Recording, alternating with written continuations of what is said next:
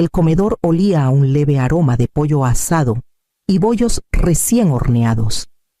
Una comida que yo misma había preparado la noche anterior para que el día no se sintiera tan solo, como un vacío que aprieta el pecho. Mi hija, Renata, llegó tarde, entrando como un torbellino con esa energía radiante que siempre saca cuando quiere que todos la miren. Me dio un beso en la mejilla. Dejó su bolso en la silla y, con un movimiento rápido de la muñeca, lanzó un rectángulo de papelito por encima de la mesa. «Un boleto de lotería», dijo con una sonrisa pícara. «2 pesos. Si ganas, acuérdate, la mitad es mía». El boleto cayó junto a mi plato, arrugado en las puntas. Unas risitas nerviosas brotaron de unos tíos lejanos, y yo forcé una sonrisa, alisándolo con dedos tiesos de tantos años en el taller mecánico. Murmuré un gracias, aunque un calor me subía por la piel que no tenía nada que ver con el horno. Antes de que pudiera tomar aire, Renata sacó una caja brillante de su bolso, envuelta en cinta de satén, y la deslizó hacia su suegra, Elena. Los ojos de la mujer mayor se abrieron como platos al abrir el sobre dentro un crucero por el Mediterráneo de 2 semanas. Cabina con balcón, comidas de primera, $13,000, anunció Renata, con la voz llena de orgullo, como si estuviera soltando un secreto que ilumina todo. Te lo mereces, Elena, por todo lo que has hecho por nosotros. La sonrisa de Elena brillaba bajo la luz del comedor. Ricardo, su esposo, se enderezó en la silla, claramente contento. Al fondo de la mesa, Walter Johnson, el ex esposo de Elena, que aún lo invitaban a las reuniones familiares, observaba en silencio, con esa mirada de abogado que no se pierde ni una palabra. Yo me quedé helada, con el boleto aplastado bajo la palma, el ruido de sillas arrastrándose y voces subiendo a mi alrededor. El pecho se me apretó al pasar la vista del voucher reluciente del crucero al papelito endeble junto a mi plato. Levanté mi vaso, forcé la voz a sonar firme, y me dije que mañana revisaría mi cuenta bancaria. La mañana después del almuerzo, la casa aún pesaba con el olor a pollo y velas, pero mi primer pensamiento no fue la comida, fueron los números. Me preparé un café, me senté a la mesa de la cocina y abrí mi laptop. Revisar la cuenta era como lavarme los dientes, un hábito forjado en años de contar cada peso para que la hipoteca y la escuela salieran adelante. La pantalla parpadeó. Y ahí estaba, servicios de viajes premium, $250,000. El café se enfrió sin que lo tocara mientras clavaba la vista en esa línea. Desplacé de nuevo, esperando que mis ojos me hubieran jugado una mala pasada. Pero el cargo estaba ahí, grueso e innegable. Sentí un peso en el pecho. Renata no solo había pagado ese crucero, lo había pagado con mi dinero. Mi mente voló al día después del funeral de su padre, cuando ella tenía 25 y estaba frágil como un cristal a punto de romperse. La había agregado a mi cuenta por si acaso, por si yo terminaba en el hospital, por si ella tenía que tomar las riendas. De alguna forma, nunca lo deshice. Con los años lo olvidé. O tal vez no quise admitir cuánto aún me apoyaba en su presencia. La llamé. Contestó al tercer timbre, con voz rápida, distraída. «¿Qué pasa, mamá? ¿Todo bien? Hay un cargo», empecé, manteniendo el tono parejo. $250,000, servicios de viajes premium. «Ah, eso», soltó una risita ligera, de esas que usa para barrer un error de mesero bajo la alfombra. «Reservé el crucero de Elena. Es dinero de la familia. Mamá, Ricardo ha hecho tanto por nosotros, la casa, la escuela de los niños, las cuotas del club. ¿Tú no ibas a usar ese dinero de todos modos?» Apreté el teléfono hasta que me dolieron los nudillos. «¿No me preguntaste?» «Siempre armas tanto alboroto». Suspiró. «Ricardo le ha dado más a esta familia de lo que tú has hecho nunca. Piénsalo como equilibrar la balanza. Como dice el dicho, lo que das, regresa, pero a veces hay que empujarlo un poquito». La línea se quedó muda. Solo mi respiración, entrecortada y superficial. Miré de nuevo los números brillantes en la pantalla.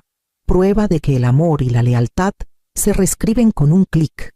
A la mañana siguiente, manejé directo al banco. El banco en la avenida Insurgentes estaba tranquilo cuando entré. De ese silencio que hace que cada paso suene como un trueno, me senté frente a un cajero joven que apenas parecía tener edad para manejar. Y le expliqué lo que necesitaba. Escuchó, tecleando, asintiendo de vez en cuando. Revocamos el acceso de Renata. Cerramos la autorización conjunta vieja y agregué capas de seguridad que debí exigir años atrás.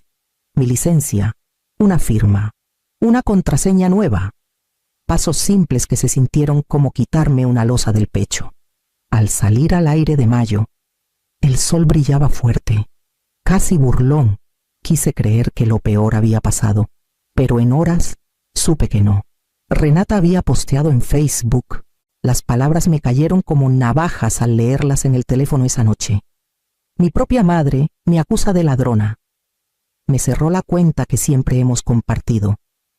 Está obsesionada con el dinero, hasta capaz de humillar a su familia en el Día de las Madres. Los comentarios se amontonaban abajo, emojis de consuelo, voces de acuerdo, otros diciendo qué lástima que ella pasara por eso. Ni uno preguntó mi versión.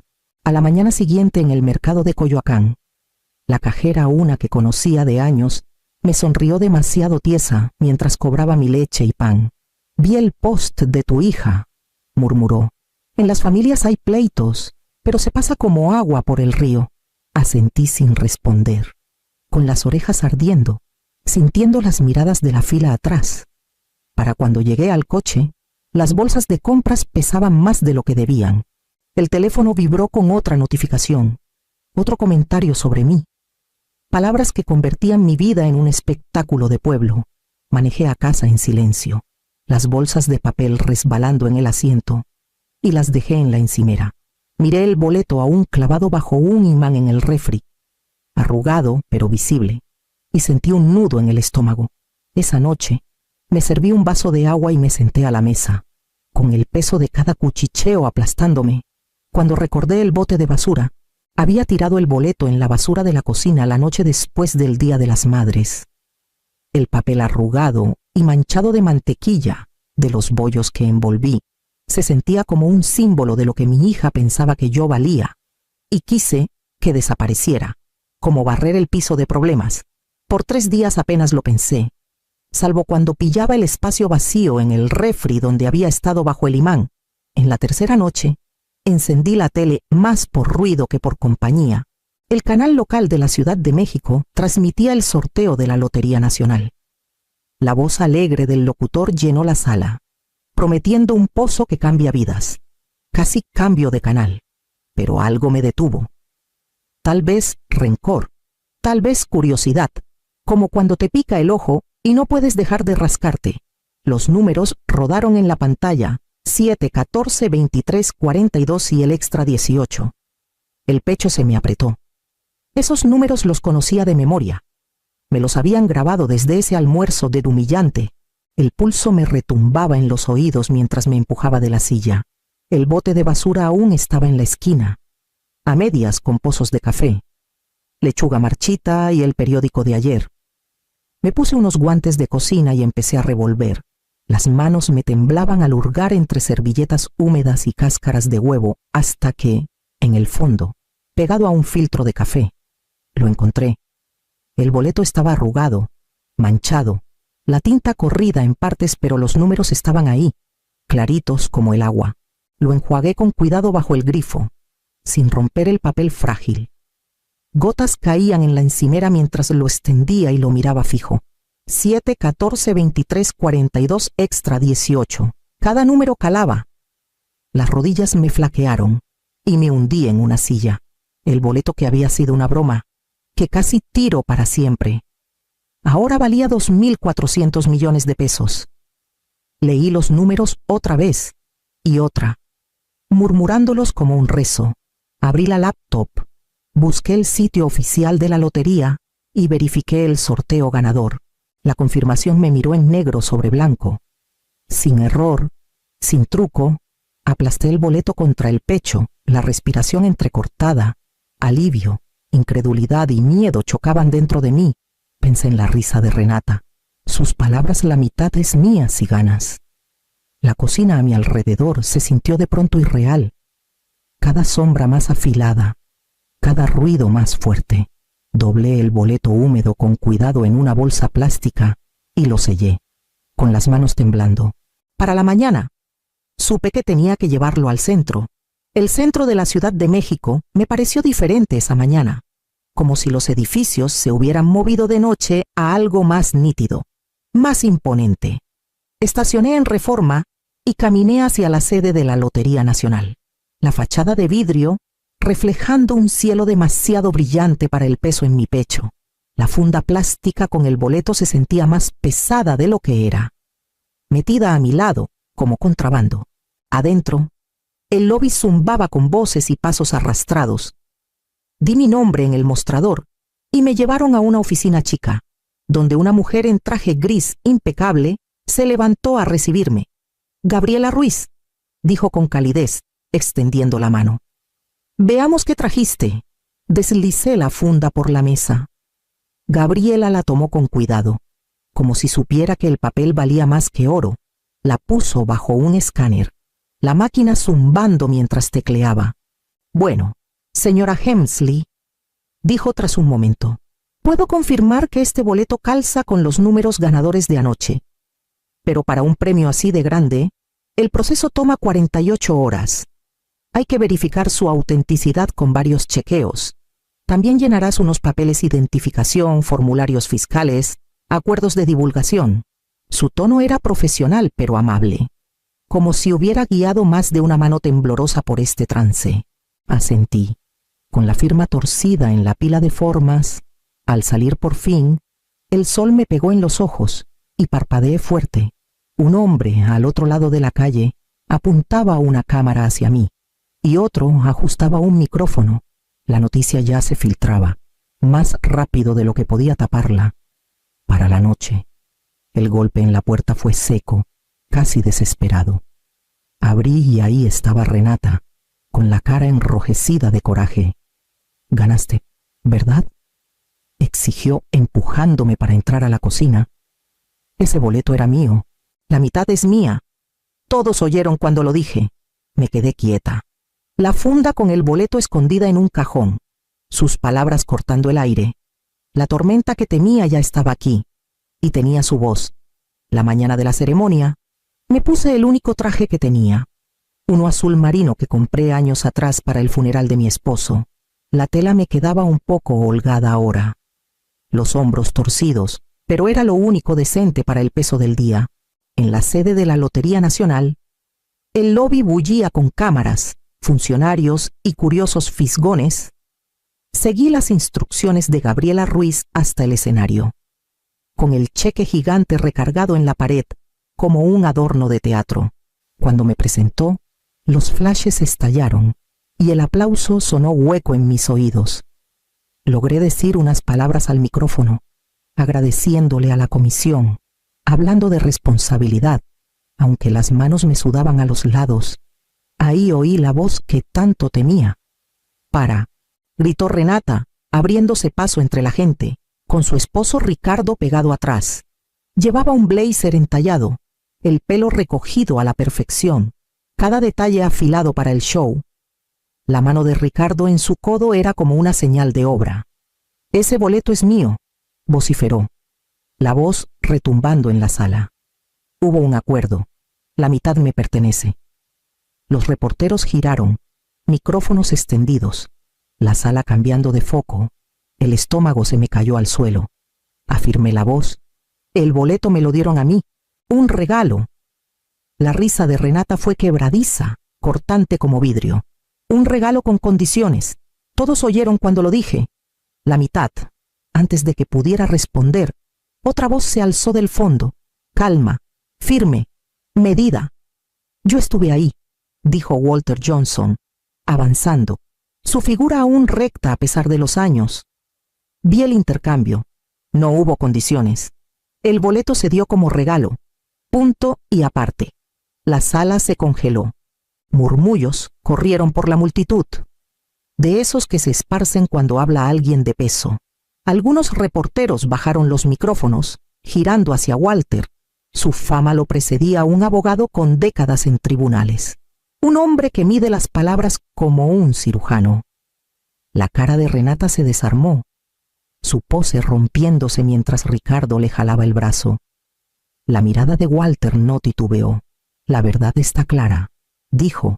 Sentí los hombros relajarse por primera vez en semanas, mientras las cámaras volvían a mí. La marea girando no por mi defensa, sino por la voz de un aliado inesperado. La ceremonia terminó, pero la tormenta entre nosotras apenas empezaba, esperándome en la puerta. 3 días después de la ceremonia, oí el golpecito suave en la puerta. No era la entrada de siempre de Renata, ruidosa y segura. Al abrir, ahí estaba ella, con los hombros caídos, el blazer arrugado y rayas de máscara en las mejillas. Por un momento vi no a la mujer que me humilló, sino a la niña que me apretaba la mano antes del primer día de clases. Se sentó a mi mesa de cocina, retorciendo un pañuelo entre los dedos. La voz se le quebró al empezar. Mamá, nos estamos ahogando. La hipoteca va atrasada, las tarjetas al límite. El negocio de Ricardo se cae a pedazos. Debemos como 8 millones de pesos. Si perdemos la casa, se apretó el pañuelo en los ojos. No puedo dejar que los niños vean todo desmoronarse, escuché. Manos cruzadas en el regazo, mientras sus palabras salían a borbotones, cada una moldeada para jalar los mismos hilos que usaba desde chiquita. Se inclinó más. Ojos húmedos y brillantes. 2 millones. Eso es todo lo que pido. Cubriría las deudas, nos daría aire para respirar. Te quedarían más de 2.200 millones. Por favor, mamá. No es codicia, es supervivencia. Como cuando el río se desborda y hay que agarrarse de lo que sea. La miré al otro lado de la mesa, y en el silencio que siguió, sentí el peso de los años cuentos antes de dormir. Rodillas raspadas, noches trabajando hasta el amanecer, solo para mantenerla en la universidad. Quise creerle, sacar la chequera como siempre, pero otra voz dentro de mí gritaba más fuerte ahora, firme y clara. Tomé aire. Renata, no voy a premiar la traición. No esta vez. Su boca se abrió, se cerró, incredulidad cruzando su cara. Las lágrimas se frenaron. El cuerpo se le endureció. La máscara de desesperación se cayó, y debajo brilló algo más duro. Se levantó de golpe, la silla raspando el piso, y caminó a la puerta sin otra palabra. Cuando cerró tras ella, el silencio se sintió definitivo, como una raya trazada con tinta que no se borra. A la mañana siguiente empezaron las llamadas. Al principio, mensajes llorosos. La voz de Renata quebrándose al hablar de desesperación, de que reconsiderara. Para el tercer mensaje, el tono se afiló. Dijo que si no ayudaba, no esperara ver a los niños nunca más. Ni visitas, ni fiestas, ni ceremonias de graduación. Sus amenazas se apilaban una tras otra, cada una más fría que la anterior. Prometió asegurarse de que todos supieran lo egoísta que me había vuelto, abandonando a mi familia mientras me sentaba en una montaña de plata. En línea, sus palabras corrían como reguero de pólvora posts sobre la traición de su madre. Simpatía juntándose en comentarios. Se sentía como el mismo cuchillo retaciéndose en público. Escuché los primeros voicemails, luego paré. Para fin de semana. No aguantaba oír su voz. El pecho se me apretaba cada vez que el teléfono se iluminaba. Una noche, revisé los contactos, encontré su nombre y presioné bloquear. El silencio que vino después fue tan hondo que me espantó. Por primera vez en semanas, las paredes de la casa no retumbaban con sus demandas. El refri zumbaba, el reloj tic-tac constante, y me di cuenta de cuánto ruido llenaba ella mis días. Me paré en la ventana y miré la calle. Los vecinos aún me miraban de más al sacar al perro o regar el jardín. Casi oía los cuchicheos en el aire primaveral. Pero tras mi puerta, la quietud era mía, Puse una taza de té en la mesa de cocina y me senté. La casa se sentía distinta, despojada de su voz. El corazón me dolía, pero respiraba más suelto. El duelo de perderla apretaba, pesado y raro. Pero debajo había algo más firme, el alivio de no estar cautiva de sus palabras. El silencio se quedó conmigo mientras pensaba qué hacer después. Y pronto supe que no podía quedarme en la Ciudad de México. Empaqué mi vida en cajas con más calma de la que esperaba. En semanas dejé la ciudad atrás y manejé 2 horas al este a Puebla, instalándome en un tramo tranquilo de la avenida 5 de Mayo. La casa que compré era modesta, pero era mía, sin historia ni murmullos pegados. No lejos de ahí había un taller de restauración de autos en quiebra, de esos donde el olor a grasa se pega al aire y parachoques oxidados se pudren olvidados en el lote. Clásicos de Hernández llevaba meses en venta. Cuando entré, olí el aceite y vi los proyectos a medias esperando a alguien que les echara ojo. Firmé los papeles y lo renombré Restauraciones Hemsley. Contraté a 3 mecánicos locales, muchachos ansiosos por trabajo fijo. Su energía llenaba el taller, sus risas rebotando en las paredes de concreto, mientras los motores rugían de nuevo a la vida. Trabajando con ellos, recordé mis años en el taller mecánico. El ritmo constante de las herramientas en las manos, con parte de mis ganancias. Creé una fundación chica para madres solteras. La llamé el Fondo Lorena, un homenaje a esa versión de mí, que saltaba comidas para que su hija comiera. Las becas salían calladitas: ayuda con renta, guardería, útiles escolares, cositas que significan no hundirse. Puebla me dio lo que la ciudad ya no podía: anonimato y calidez de gente. En la fonda local, la mesera memorizó mi pedido. Los vecinos dejaban tamales y panes sin preguntar nada. Por primera vez en años, me sentía parte de una comunidad que no mide el valor en show. En mi oficina, arriba del taller, el boleto colgaba en un marco sencillo, no como trofeo, sino como recordatorio de dónde vengo y qué no voy a perder de nuevo. Otro Día de las Madres se acercaba, y estaba lista para enfrentar lo distinto.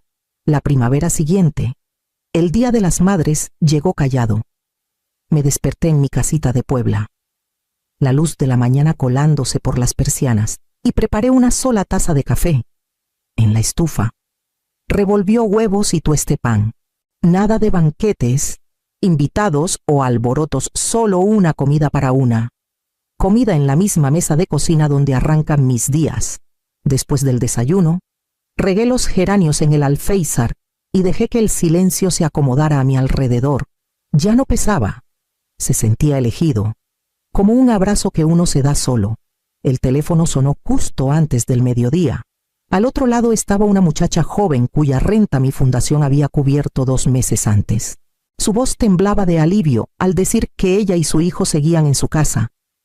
«No solo me diste dinero», dijo, «me diste chance de respirar, de no ahogarme en el lodo».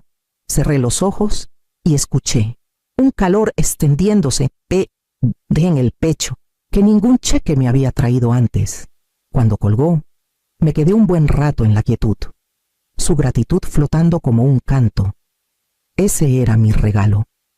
No cruceros, no gestos ostentosos, no aplausos comprados con plata ajena, solo la certeza callada de haber ayudado a alguien a pisar tierra firme. Me volví hacia mi escritorio, arriba, en un marco simple. Colgaba el boleto, el papel arrugado y manchado, sobreviviente del bote de basura, pero ahora la luz del sol caía sobre él como una bendición. Ya no me recordaba traición, me recordaba la raya que tracé, la dignidad que sostuve.